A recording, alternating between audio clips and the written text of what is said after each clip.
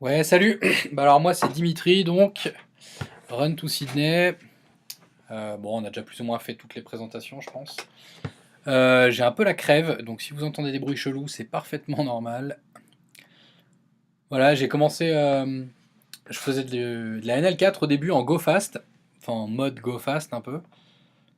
Et ouais, j'ai décidé d'arrêter parce que c'est moins d'analyse en fait, tu joues les mains beaucoup plus mécaniquement. Donc là j'ai ouvert 4 tables en NL2, ce qui fait que il y en a peu qui jouent en NL4, alors j'ai très très peu d'infos sur les joueurs. Quasiment aucune main d'ailleurs. Là il y a des 6, 17 ici. Enfin bon, pas grand chose, donc je vais jouer assez équilibré, je pense. Pas faire trop n'importe quoi, pas tenter trop de moves sans trop d'infos. Voilà, donc évidemment en haut à gauche table 1, ensuite direct à droite table 2, en bas à gauche table 3 et à droite table 4. Voilà, j'avais déjà un peu commencé, j'ai dû faire peut-être une cinquantaine de mains avant de lancer la vidéo. Je vais essayer de pas la faire trop longue et que ça prenne pas trop de temps à regarder. C'est pour ça, ce serait bien qu'il y ait tout de suite de l'action.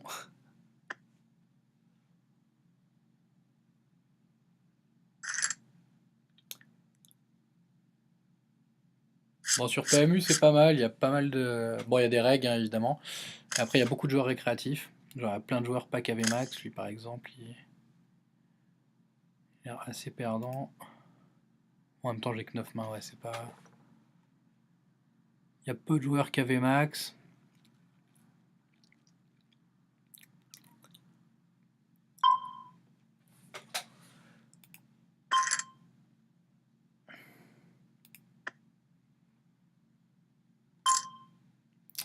Là, de toute façon, même pas chercher à comprendre.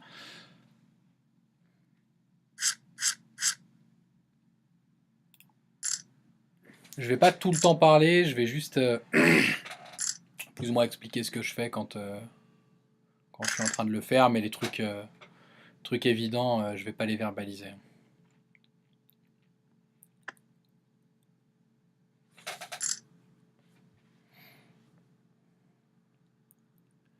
Essayez un peu de regarder les gros coups, genre en table 3 là, apparemment ça s'énerve, ça envoie du 20 centimes dans un pot à 8. Non, je vois pas par quoi il peut être payé à part une quinte.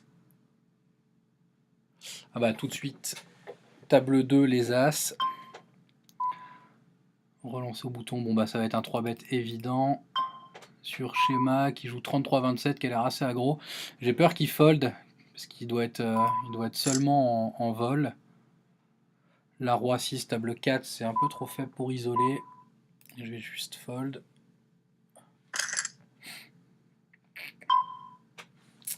Ah, donc schéma s'énerve. Ça 4 bêtes, bah je pense que... Bah, je vais envoyer la boîte, hein. Pas chercher à comprendre. De toute façon, il s'est quasiment commit, voilà, c'est collé. Les rois, ah putain, le pauvre. Voilà, voilà. C'est pour toutes les fois où ça m'arrive aussi.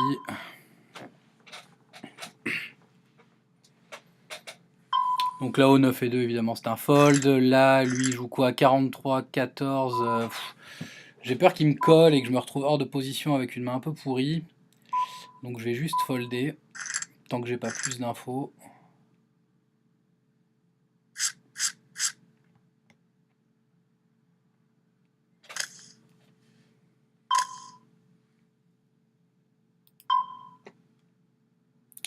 Là, ouais, là. Fold.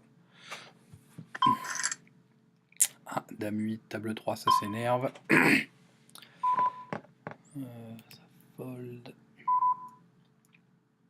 Ah, je sais pas, deuxième de parole, j'ai pas trop envie d'ouvrir ce genre de main.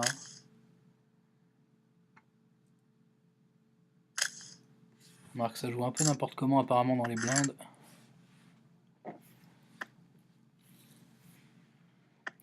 Ouais, ça va limp check toute la main, génial. Non, ça va être un fold, là aussi.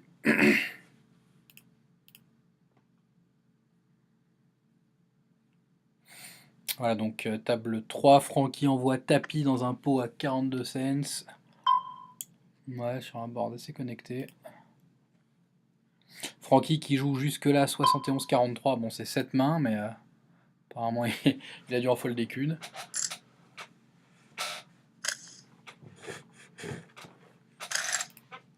On va attendre un peu avant de le pastiller, mais ça peut être un dégène celui-là.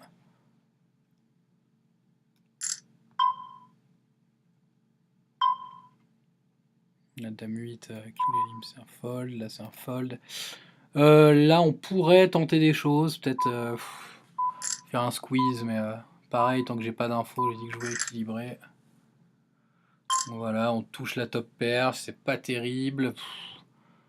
Là, il me donne une cote de 5 contre 1 pour aller toucher un meilleur jeu. Mais bon, je joue quoi? Les 3, un autre as. S'il tombe un autre as, je sais même pas. Je vais juste prendre la solution agressive et raise tout de suite, savoir où je me situe immédiatement. S'il colle ou s'il me revient dessus, évidemment, ce sera un fold. Voilà, donc ce sera immédiatement un give up. Bon, maintenant j'ai une gut shot. Je pense pas que ce soit. Je pense pas avoir trop d'intérêt à bet là, vu que je pourrais quand même aller gagner à l'abattage si jamais vraiment ils avaient des mains trop pourries. As-9, là, vas-y, ils me saoulent avec leur truc là. Alors là, c'est pareil, il me donne une cote de 15 contre 1. Donc je pense qu'avec la. Non, là, 17-17, non, c'est un fold. C'est un fold. Ouais, il me donne une cote là quand même. Bon, bah, je passe à côté. Quand ça mise des 2 centimes comme ça, il peut très bien représenter une dame. Là, mon call devrait être bon une fois sur 15. C'est un peu pénible, je vais payer perdant, mais.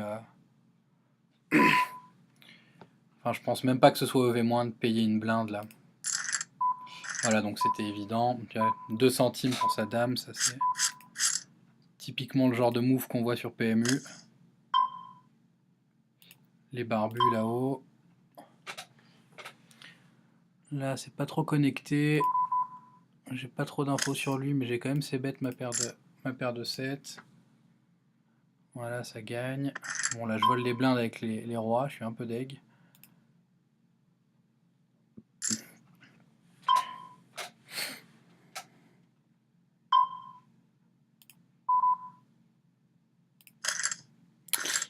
Paire de 2, j'ai pas spécialement envie d'isoler, mais bon.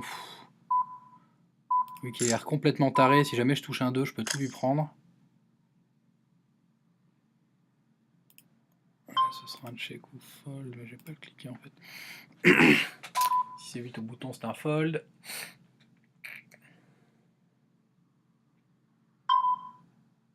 Ah! Ouais, il est complètement givré, je suis même. Je suis quasiment sûr qu'avec ma paire de 2, je suis devant. Bon, allez, je vais coller histoire de chatter un 2. Malheureusement, ça rentre pas.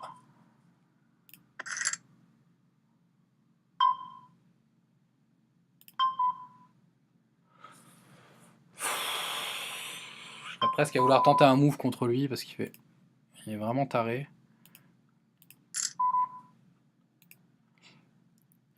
Mais je vais plutôt l'attendre avec une bonne main. Ah, par contre, table 4, j'ai touché mon 7. Malheureusement, j'ai l'impression qu'il n'y a pas grand chose en face. Je vais essayer de miser. Là, à 10 valets, je suis hors de position, c'est mort. Et oui, voilà, je vole le. Putain, fait chier quoi. C'est pas de bol. Là, je vais ouvrir. Alors, mes relances pré-flop varient en fonction de la position. En fait, plus je suis early position, donc plus je suis serré. Et donc, en toute logique, j'ouvre un peu plus cher. Une blinde de plus. En général, je fais 4, 4-4, 3-3. On pourrait faire 4, 3,5, 3, 2,5. Aussi, ça marche aussi. Bon. Je vais rebête ici ma paire de 5. Sans que j'ai le 5 de trèfle, bon c'est pas terrible, si un trèfle tombe, ça va pas être génial. Juste checker là, j'ai encore de la showdown value je pense, voilà. Bon, il a touché, voilà, valet 4 hein, évidemment. Il paye hors de position. C'est propre, bravo, belle performance. Là ça fold. Sans jus, on va tout de suite te pastiller. Hein.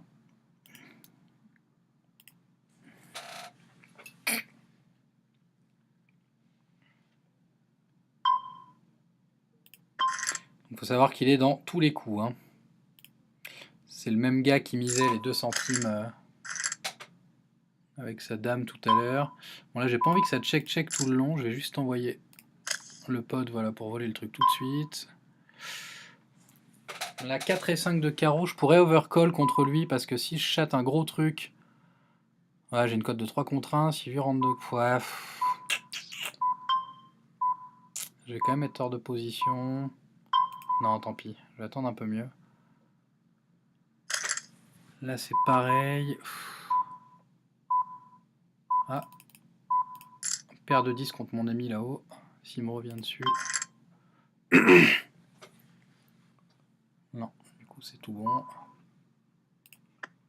J'aurais pu faire un squeeze là avec As7 de pique, mais je sais pas, j'ai l'impression qu'il colle de toute façon quoi qu'il arrive. Et là il me donne une cote quoi, 4,5 contre 1, ouais c'est pas terrible, j'ai pas d'équité là-dessus, je joue pas grand chose. J'ai pas spécialement envie de continuer.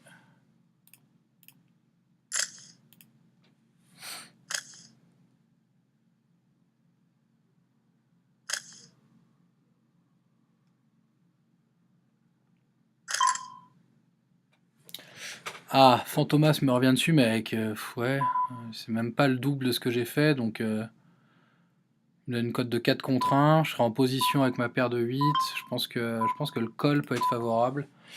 Il joue 24-4, par contre il a, je pense qu'il a, ouais, sur 25 mains, là c'est le call. Ouais, il y a une gutshot. Là, vu qu'il ouvre peu de mains, soit il a, ouais, il peut avoir une grosse pocket, As-10, etc. Là, vu son sizing, je vais coller. Puis en plus, voilà, je chatte hein, tranquillement. Ce serait bien qu'il continue l'agression. Allez, Fantomas, énerve-toi un peu. Alors là, il y a deux options. Soit je le colle en espérant qu'il tente un 3 barrels que je pourrais raise. Soit 15 centimes, c'est pas grand chose. Hein. Je pense qu'il est un peu en bluff, donc je vais pas l'effrayer tout de suite. Je vais le laisser continuer à bluffer. Le 2 de trèfle, une brique totale. Je pense qu'on a souvent les nuts. On est battu que par... 5, ouais, on est battu que par 8 et 10, mais je le vois pas avoir ça dans sa range. J'envoie au ligne direct. Ça, c'est un fold. Les dames en bas, c'est un raise. Et voilà, tranquillement, on a craqué As-Roi avec une paire de 8. Là, il doit rager un peu, je pense. Il y a de quoi.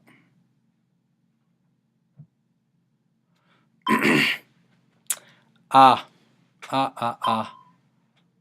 Ouh, bah en bas, en plus, ça s'énerve. Table 3, et tu joues 31-17. Je vais juste coller, voir un peu ce qui tombe. Ok. Là, ça va être un call aussi. J'ai pas envie de raise. Putain, ouais. J'aurais pu prendre l'option agressive là contre lui, mais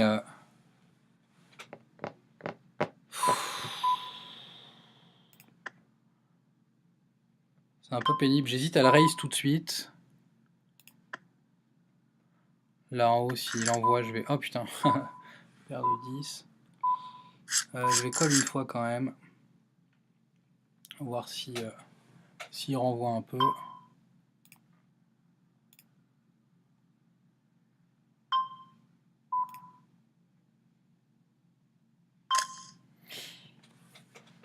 Donc là, il peut largement avoir tout ce qui est pocket un peu plus faible. Il peut avoir les rois qui auraient peur de continuer à call.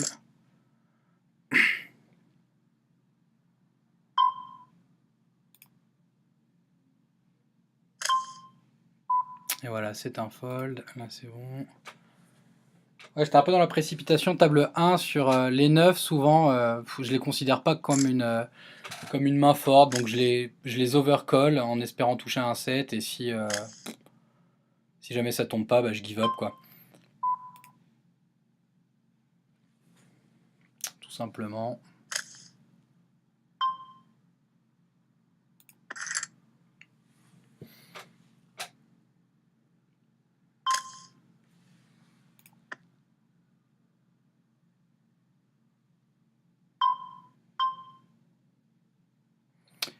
Euh, 8 et 10, il y a mon pote qui est schéma. Parce on a un petit historique. Avant que je lance la vidéo, en fait, on a eu un gros coup à tapis tous les deux. On avait la même main, on avait paire de valets tous les deux. On était en overpair.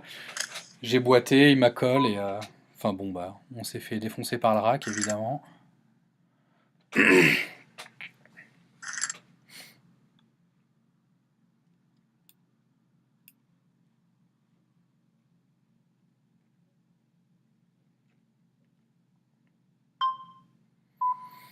Ouais, c'est ok.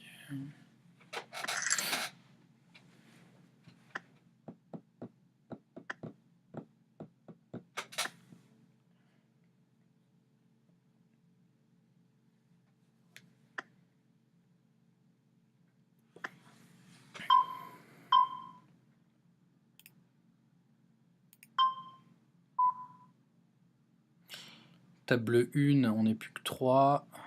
J'aime pas trop ça. Roi 7, je vais quand même raise. On est quand même en position.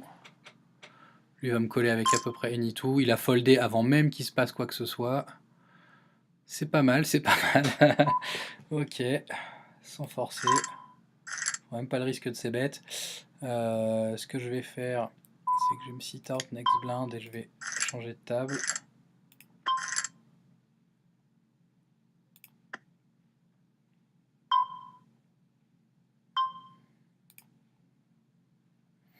Donc 8, 9, 10, on va pot, parce que s'il a strictement rien, il va souvent give up là-dessus. La As 3 contre un mec qui joue 60. Ah bon, d'accord. On va squeeze là-bas. Là, je mettais sit out next blind, je comprends pas. C'est un raise. Là, je vais call. Je pense qu'avec une opening. Ouais, voilà.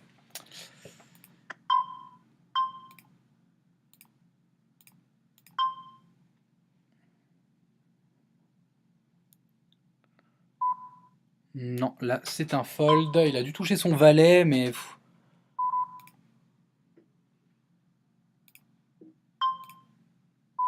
On aurait aussi pu ouais, toucher un truc. Juste un petit calcul de code quand même. De toute façon, je suis perdu, hein, c'est sûr.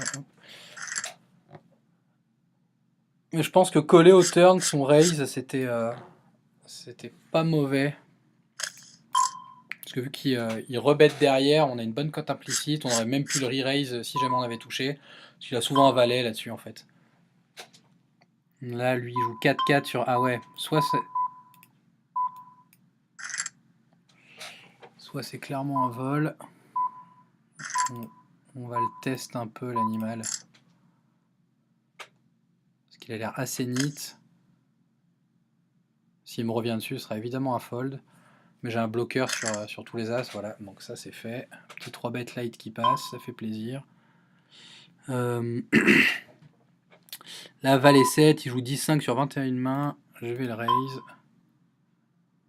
As-8 en milieu de parole, pour moi, c'est un fold. C'est peut-être trop neat, mais même suité, j'ai pas l'impression qu'on ait énormément d'équité là-dessus, avec autant de joueurs à parler derrière. Là, je vais juste bet, voir un peu ce qu'il fait sur 4 Dame 3 Rainbow.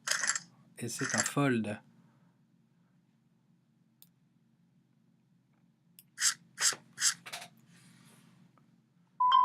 Je vais rester sur 3 tables, ça permet de me concentrer un peu sur ce qui se passe un peu partout.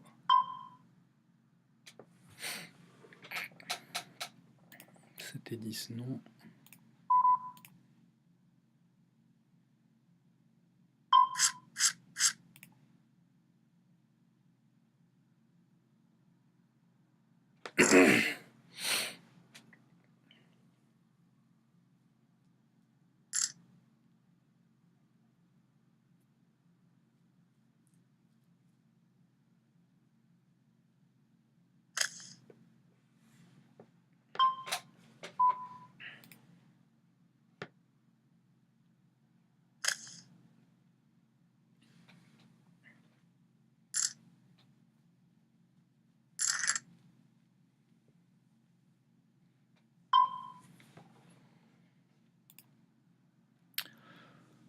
Pareil, tout ce qui est connecteur suité, en fait, j'ai regardé un peu sur des tableaux d'équité et finalement c'est pas hyper rentable, surtout quand il y a beaucoup de joueurs à parler.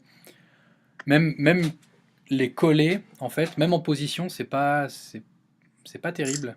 Vaut mieux ouais, les jouer quand il y a plusieurs joueurs dans le coup, évidemment en position, hein, si possible.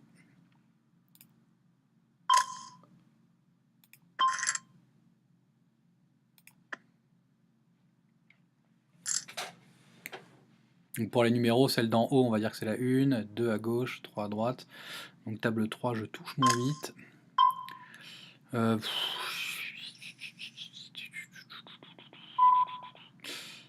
mec aurait très bien pu open limp tout ce qui est As-2, As-3, As-4, etc. Donc je vais juste abandonner. Hein.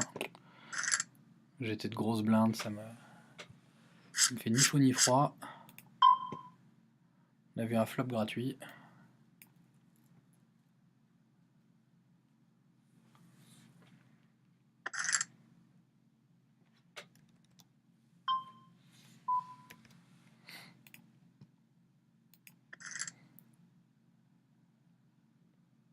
Ah bah là on touche double paire en bas. Tout de suite pot. Pas quoi il peut coller, mais en même temps il rentre avec 80 centimes, enfin 76 centimes et il open limp au bouton. On peut avoir any two cards.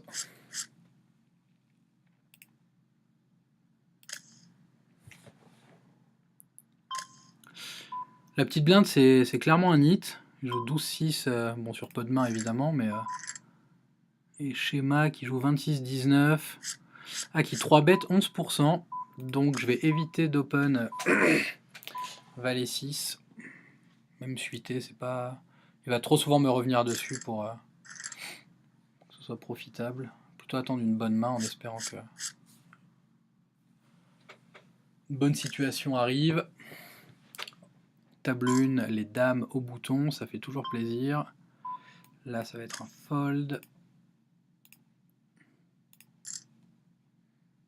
38-9, 22-22, ouais, lui il a l'air assez équilibré aussi. C'est collé. Non, overpair, c'est pas trop mal. Est-ce qu'il va donc bet? Je sais pas, il met du temps là. Peut-être qu'il joue sur plusieurs mains. Il fait assez cher, comme si je voulais faire croire à un arrachage. Il peut me coller avec pas mal de choses. Flush draw, terrasse. Il a pu défendre avec tout ce qui est valet 10, dame 10. Bon, évidemment, il a rien du tout. Pas de bol.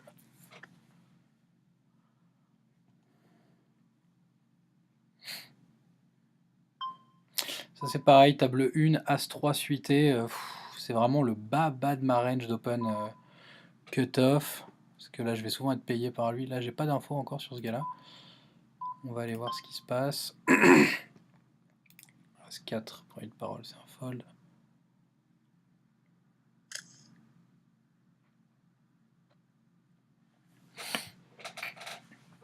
Sachant que, ouais, big blind, il aurait pu défendre pas mal de choses. Petit vol qui passe. As-9, premier de parole, pareil, pour moi c'est un fold.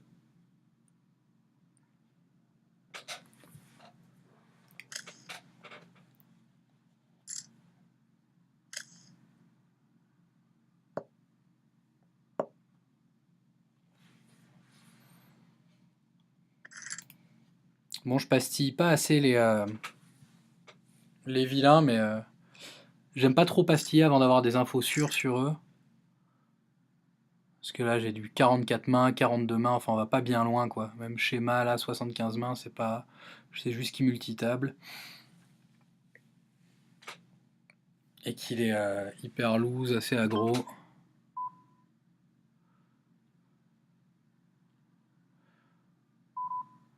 Donc toi 23, non, c'est un fold.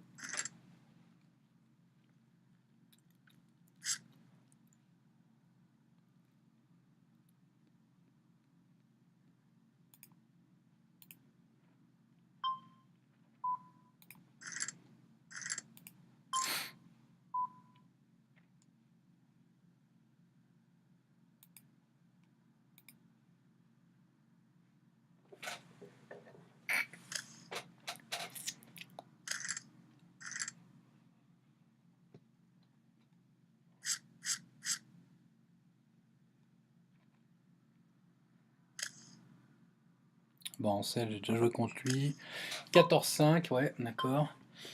Donc là, 2 et 4 de carreau, j'ai une cote de 7,5 contre 1. Je peux coller une blinde pour aller essayer de choper un jeu monstre. Bon bah voilà, je touche une paire avec tirage carreau. Après on est 4 dans le coup, donc quand même se méfier d'un tirage flush supérieur. Pas trop m'emballer, mais je pense qu'au moins coller une fois.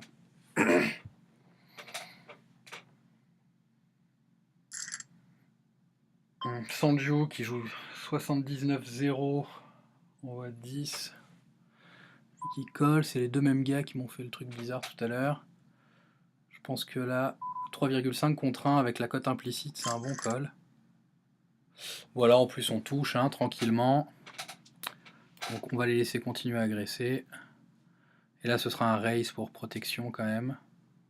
Et de toute façon, même s'il a la dame, s'il y a un as qui est tombé, ça va coller sans se préoccuper de, voilà, des couleurs. Donc 80 centimes, je pense que un bon raise à 50 centimes, c'est pas mal.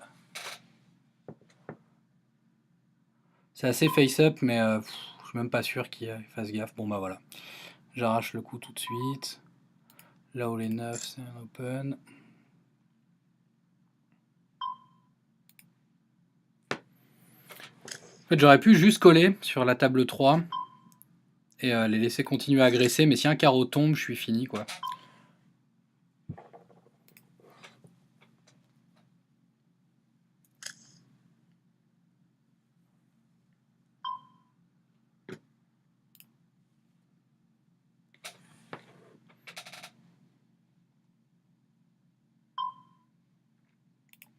C'est un fold.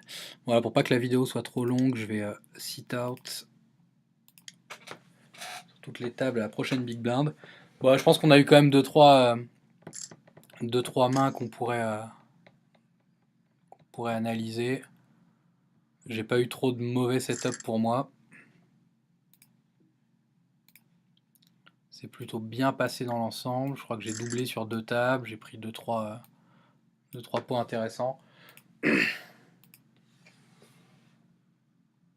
Voilà, je joue 4 tables seulement parce que je suis sur un 13 pouces. Et forcément, 6 tables sur un 13 pouces, c'est pas possible. Et vu que je suis à la montagne en ce moment et que les apparts sont pas énormes à Megève, je peux pas trop me mettre sur mon bureau et avoir mes 2 écrans, mais ça va pas tarder. Dès que je rentre.